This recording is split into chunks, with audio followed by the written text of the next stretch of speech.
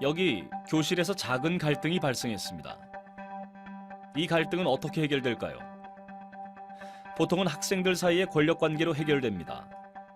학생들 사이의 서열, 그 가장 높은 곳에 위치한 힘센 학생이 해결의 주체가 되는 것입니다. 이런 해결 방식을 사적인 해결이라고 합니다. 그렇다면 공적인 해결 방식은 무엇일까요? 매를 맞은 학생이 선생님에게 알리는 것입니다. 그 순간 해결 주체는 담임 선생님이 됩니다. 이처럼 정부나 정치권이 나서서 사회 갈등을 해결하는 것, 이것이 바로 공적인 해결 방식입니다.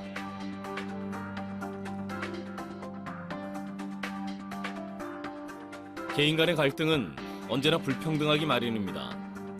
힘이 센 사람은 당연히 사적으로 갈등을 해결하고 싶어 합니다. 외부의 개입이 없는 한 강자인 자신이 결과를 결정할 수 있기 때문이죠.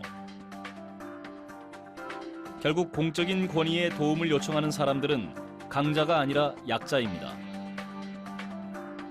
힘없는 약자들은 자신의 힘으로 갈등을 해결할 능력이 없습니다. 따라서 그들은 외부의 힘을 끌어들여 자신의 갈등을 해결할 수밖에 없습니다. We would want the government to intervene where one party is very powerful and the other party does not have much power at all. Sometimes it's the imbalance of power that brings the government in.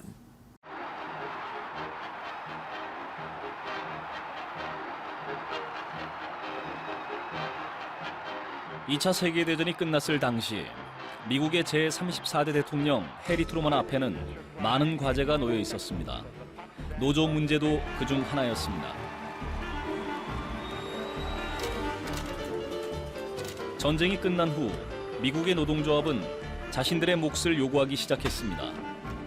기업들이 전쟁으로 특수를 누린 것과는 달리 노동자들의 임금은 그대로였기 때문입니다. 노사협상에 나선 자동차 노조위원장 월터 루서는 임금 인상의 당위성을 주장했습니다. 우리가 국가적인 부를 현실적으로 배분받지 못한다면 이 회사는 문을 닫을 수 있다. 기업이 자신들의 수익을 노동자들에게 나누어 줘야만 노동자들도 기업의 생산품을 구매할 수 있다는 사실을 지적한 것입니다. 루서의 주장에 대해 사측은 강경한 입장을 보였습니다. 당신이 이렇게 말한다는 것은 사회주의적인 관점을 드러내는 것이 아닌가? 국가의 부를 공정하고 공평하게 나누기 위해 싸우는 것이 사회주의적이라면 난 기꺼이 사회주의자가 되겠다. 그렇다면 당신은 법정에 가야 한다. 기꺼이 법정에 가겠다.